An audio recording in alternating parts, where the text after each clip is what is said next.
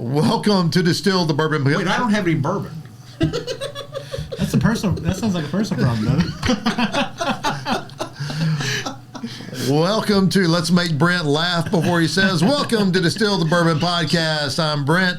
We're here with Aaron, Chuck, and Brian, and today we're kind of reviewing 2024. This is January of 2025. We had a great year, and we thought maybe we'd ask two questions. Number one, what was your favorite bourbon of 2024? And then the second question is, what was your favorite bourbon experience that you had during 2024? Anybody want to go first? Chuck, what was your favorite bourbon?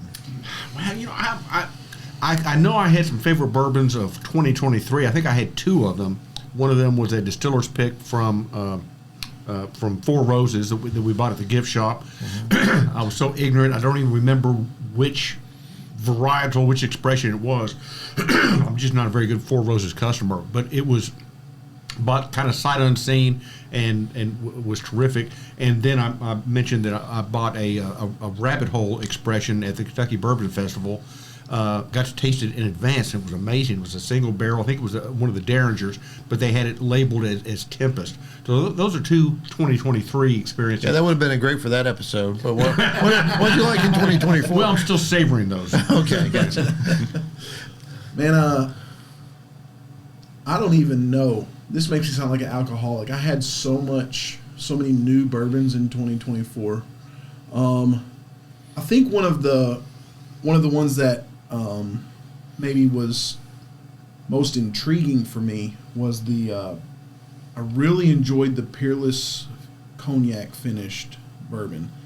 But I compared it to Hard Truth. They did a rye finished in cognac, and both those experiences were both of those bottles were just really, really good. Hard Truth's good stuff. It's so hard. I need to start doing what Fred Minnick does and writing everything down and all this stuff, but I just... Yeah, got one that jumps out? Probably the Peerless Cognac. Yeah, cool. Brian, what do you think? So for me, I had a lot of great single barrels that was part of that were great, but I don't like to set out single barrels to people because obviously you're never going to find them. Yeah. So apart from the single barrels I tried, I would say Russell's Reserve 15 year. Oh yeah, I forgot about that. Oh yeah, that was great. It was great. It was, yes. So I tried that. The second time I tried Silk Velvet, that was my next pour, was the Russell Reserve 15, and at first I didn't care much for it either, and then once I went back to it, it really opened up, and that's what one of the things I said, allow this bourbon to open up and aerate. And a friend of mine brought me a sample, and the second time I tried it, it was just exceptional. So that's my top bourbon, other than single barrels, of 2024. So I correct myself. I did have a singular experience in 2024, which was going to Western Kentucky Distilling, and I was working on a newspaper story about the re-release of Silk Velvet after it's been, as they say, asleep for 100 years. And the Hargis brothers had a little bit out of barrel number one. All of their releases are single barrels, and they let me try, my wife and I, a sample of barrel number one of their single barrel Jacob Cole distilled whiskey. They tell me I was the first one outside of the family, or we were the first ones outside the family, and it was extraordinary. Yeah, that was the singular experience in 2024, was barrel one of Silk Velvet. That's an amazing bourbon. I can't wait to see where I've tried 4 different barrels. I like every one of them, and I don't know which one is my favorite. Maybe number 3, maybe number 4. I'm number not sure. 3 is definitely my favorite. Yeah, it's very cool. Last I heard, they're up to barrel number 9. Mm-hmm. Oh my! Wow. I got some work to do.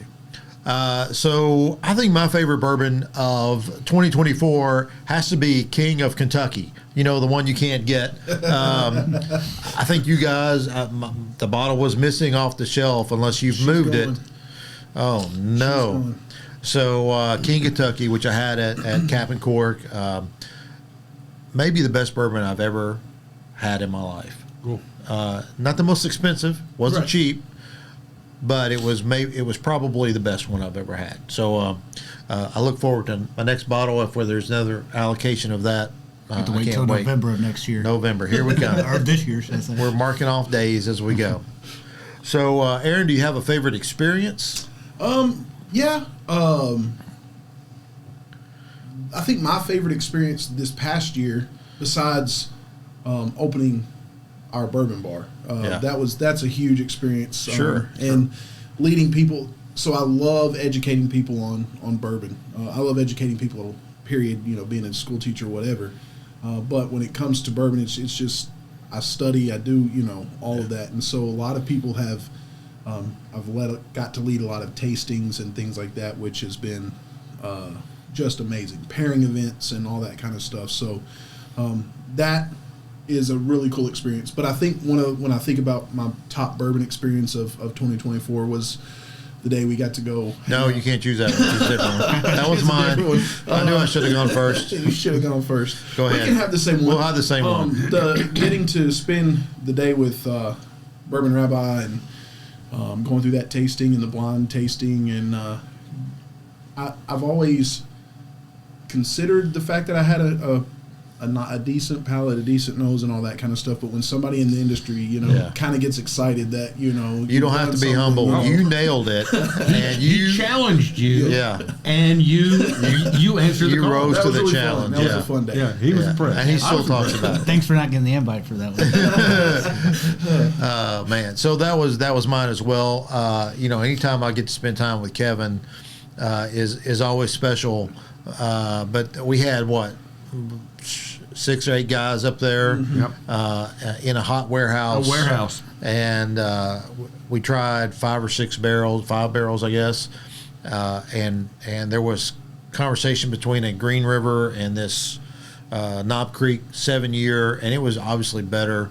It was also more expensive, and it was Kevin's decision. He wanted some input, and we gave it to him, and he made the decision to go with the Knob Creek 7, and it's one of my absolute favorite bottles that I have. And good call. It was a special day. Yeah. I still say it was a Zaxby's we had for lunch that set us all on track to pick the Knob Creek. But what a cool dude. Chaim is just awesome, and he buys barrels, and then you can buy them from him, and he'll bottle them and private label those suckers, and it's just a cool situation. So all docks, one of my favorite experiences I've ever had. That was very cool. Pulling up at this nondescript warehouse, and it's like, is this the Sopranos, or what's going down? And then when we get there, they're like, "Hey, Aaron, get out and go see what." I said, "What? Me?" Yeah, they said, "Yeah, you're the youngest." All right, I guess I'll go see what we're doing. Brian, do you have a favorite bourbon experience? I know you had a lot too. So you guys are probably gonna laugh at me here, but so Probably. in probably 2022, probably about Tell me it has to do with Cooper's Craft. it doesn't. It has to do with Bernheim. it has to do with my wife. So we have to be in nice. 2022, I believe around Thanksgiving time, we had some family and friends over, sharing bourbon. And my wife is obsessed with William Heaven Hill, which of course is the one bourbon that I can't get at the liquor stores. Distillery only release. Can she not have a taste for something I can get? So anyway, a few family and friends of ours finished that bottle that she has been savoring, and she didn't let me know, or she said she let me know. That's neither here nor there. So we finished that bottle off, and I've been trying to find that bottle again. Last Christmas, not this past Christmas, in 2023, I thought I found it. I bought it, gave it to her as a Christmas gift. It was the wrong bottle. No. She didn't have the heart to tell me till after Christmas. Wrong bottle. She's a very sweet lady. She is. So this year, she told me exactly what bottle it was. And of course, I had to go on the secondary market to find this Christmas Did that present hurt? for her. It hurt a little bit. Yep, I got spanked pretty good. It's bad when they know you're on the liquor store. They're like, We're gonna get this. we don't want sucker. your money, we want your bottles. So I got her that bottle, and this year on Christmas Day, we got to enjoy that bottle. So that was the highlight of my year. Spending 2 years on the hunt, trying to Nice. find the spot for my wife. I That's love cool. it. I love it. Chuck. Chuck, what about you? Well, I had to go overseas for my Of course you did. favorite bourbon experience. My wife and I were both in retirement now. And, hey, if you're retired and you're fit and you're able, travel. Now's the time. don't wait. So we didn't wait. We booked a river cruise on Viking, a relatively small ship, small enough that the bartenders and I were on a first name basis. This is saying hi to Christian from Romania. And so this is like a 2-week trip. And they'd had a lot of rain, a lot of high water, and the ship couldn't navigate part of the rivers that it was going to navigate to. So they were going to have us, they were going to have us, they moved us to not just a sister ship, but a mirror ship. This ship was identical all the way down to the books in the ship library. Did they? Which I checked out.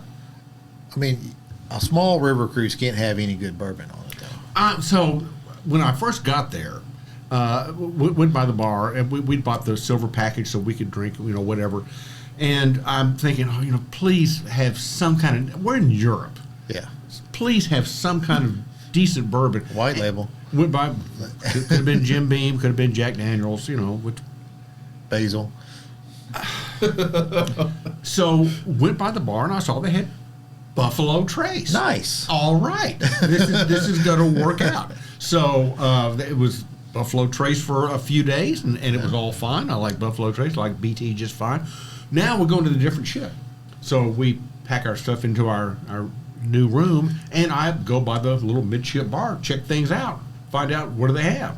And I look, they got Buffalo Trace. Nice. And I commented, and the bartenders are standing there. I said, "Oh, you got Buffalo Trace." And one of the bartenders looked at me and said, "We've been expecting you." Nice. That was a highlight of 2020. So it was a different bartender? Oh, absolutely. Oh, yeah. Never laid eyes on the guy. But he heard of me. Very nice. Well, there you go. It was a great year. It was a good year. Great bourbons, great whiskeys. Boy, there's too many to even mention. But hopefully 2025 will continue in the same fashion. Please let us know what your favorite bourbon and your favorite bourbon experience was. You can send us a Facebook message or send us an email at distilledthebourbonpodcast.com. Make that info at distilledbourbonpodcast.com. And with that said, please drink responsibly.